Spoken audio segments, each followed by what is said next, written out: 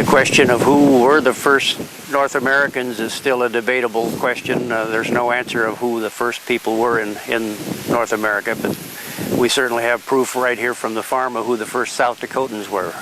They were Paleo Indians. They were here hunting mammoth, huge bison. There were other large animals here too. Hard to believe, but there were beavers the size of, well, 500 pounds, 8 feet long, the size of a small grizzly bear. All of those huge animals lived right here, along with these people that lived right here, living off the land. We can prove that by what we found right here on the various kill sites. There's 4 kill sites right here on the farm. How the people worked the animals, drove them here against the water, cornered them where they couldn't get away, and of course they killed them, butchered them, and we can even prove in some cases that they cooked them. I'll show you 2 examples of those Paleo Indian weapons. Here are two spear points, typical of those that were used right here on the farm. They were used to kill these, well, woolly mammoths, Columbian mammoths, the huge bison. They used an atlatl, a spear thrower, and these are the type of weapons that they used. 5, 6, 7 shots in the lungs of these huge animals, and you were going to be cooking tonight. Amazing people, how they lived off the land, and the story is told here on the farm again and again by the different cultures as they came here.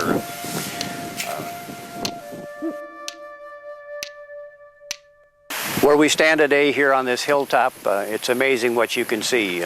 You're going to have to use a little imagination. You're going to have to turn back in time, wipe out the fence lines, wipe out the cornfield, wipe out the soybean field. Now it's all a sea of grass. Interconnecting waterways are really why this was a wonderful place to trap animals. Below that hilltop, it's all a slough area, like a small lake. Of course, back in time, we're talking 10, 11,000, 12,000 years ago. We're talking the Paleo Indians, much higher water level than there is today. So this little slough and all of this low ground is connected, and it's all connected through the whole farm field, and that runs over 2 miles to the southeast. So there's no way any animal can, or people can cross this. It's the dead end. Any animals then that are pushed off from the southeast, from Antelope Hill, that's a perfect advantage point. And I'm sure that's where a lot of the lookouts of these paleo people would watch. They would watch for the huge bison, they'd watch for the mammoth. As soon as they got in the right position with these waterways, they could start moving in this direction. You also had a lookout over here where you see the trees and the windmill on the far horizon. Another lookout place with mere hand signals. The 2 hunting parties could join. By the time the animals came over this hill and saw that there was no escape because of all this water, it was too late. They couldn't turn back. And that's where we find the bones, that's where we find the artifacts of the animals that were actually killed on that hillside.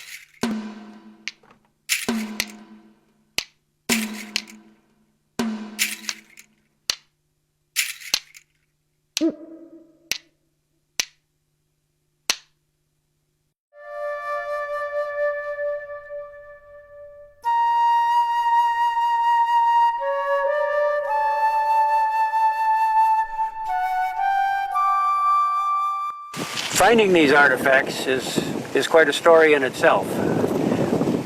Finding them, identifying them, and then what can we learn from them. I love to walk the fields and will continue to walk the fields on the farm just as long as I can. And let's walk today. I'm going down this bean row just to see if I can find anything. Time of the day is important. The sun is off here. Any bright rock, especially a flint rock, is going to shine. You're looking for shiny rocks, you're looking for unusual shaped rocks. Might be an artifact. Well, let's take a look.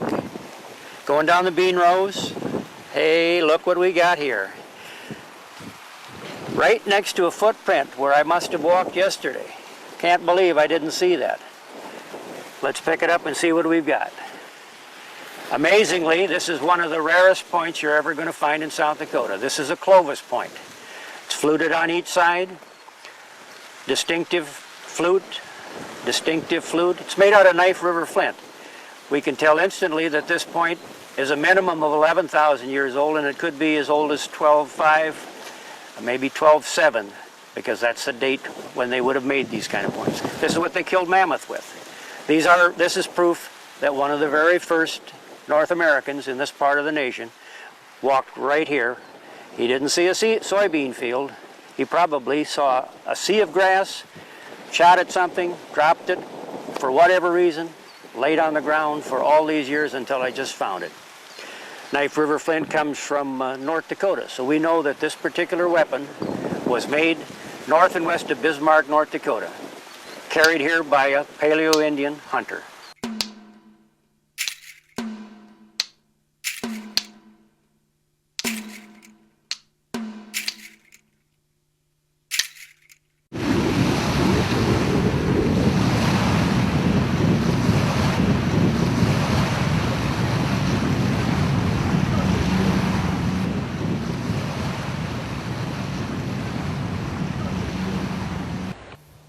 What's the oldest artifact that you found?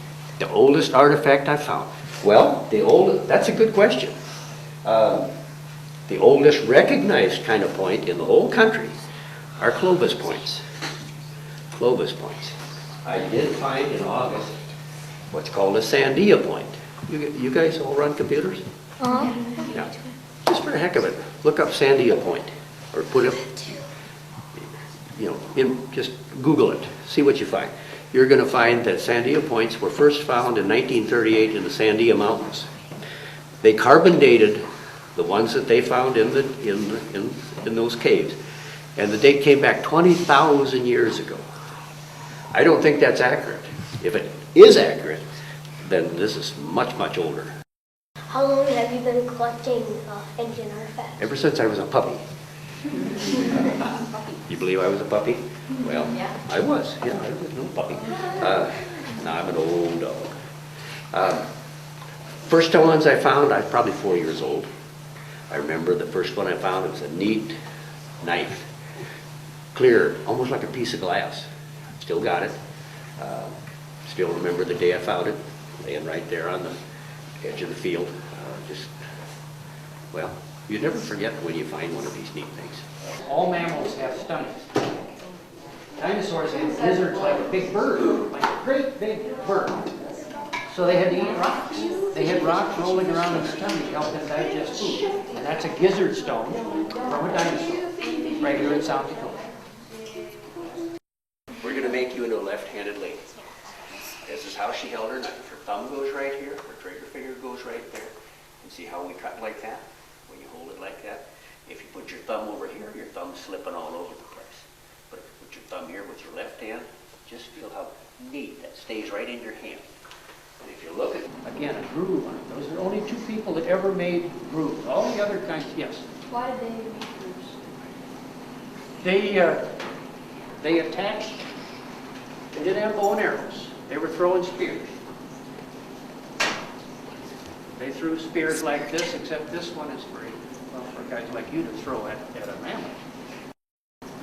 See, they hadn't invented, for 9,000 years, they didn't have bow and arrows. They're throwing spears. You hook this thing together. You line up, and just like swinging a baseball bat, except you're going to swing this way with a baseball bat. You're going to swing overhead if you're throwing this. This thing will fly 100 yards. The native guy, he's the most ingenious son of a gun you've ever seen. He figured out, if he lives in that part of the country, that's the only kind of rock I got. There's a little arrowhead I made out of that same kind of rock to show you guys that if